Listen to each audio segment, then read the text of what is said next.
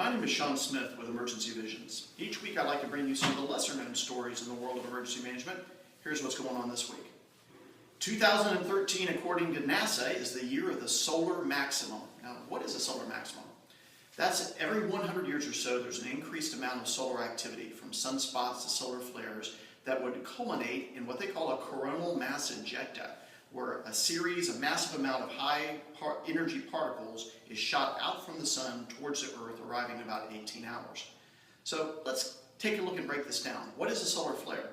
So when there is a solar flare or amount of energy particles that are coming out of the sun, here's how far it travels and here's what exactly happens. It typically arrives and encompasses around the poles of the earth, resulting in an aureola borealis, like you see on the northern side or on the southern end of the earth near the polar ice caps. What happens with a coronal mass ejecta, though, is that this gets a little bit bigger, and you can actually see a resulting amount of cloud cover and an eerie kind of look and feel in other parts of the earth. This occurred in 1859, where the skies across Colorado, all the way down to the Caribbean, other parts of North America, and over towards South America had this eerie reddish glow. In fact, the miners even reported in 1859 that they were woken up in Colorado thinking it was daytime, and they saw this eerie red sky.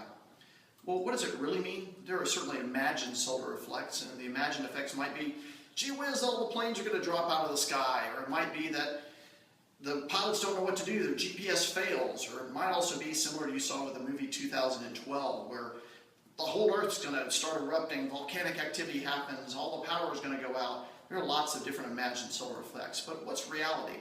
Well, in 1859, they used telegraphs, and the telegraph systems were actually shut down worldwide, and there was actually a bit of activity coming out of the telegraphs where sparks came out, it was reported in that time, from that solar flare.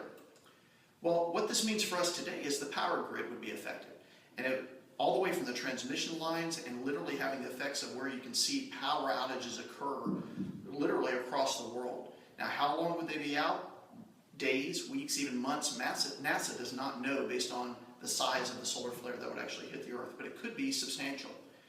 Well, always have the Daily Sun to tell you that this is going to be wiping out the internet, paralyzing the Earth. Is it going to be that bad?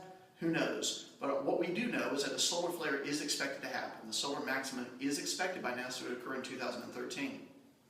What it's going to do is going to affect GPS, it's going to affect power, it's going to affect some navigation systems. The extent to which, who knows yet. In Emergency Visions, as a company, we focus on a disaster resource management solution that can help you to move the needed resources to save lives and property no matter what the situation. So if it's a hurricane, a tornado, a terrorist act, or even a solar flare, we're going to be there to help you. That's it for this week. Thanks for tuning in.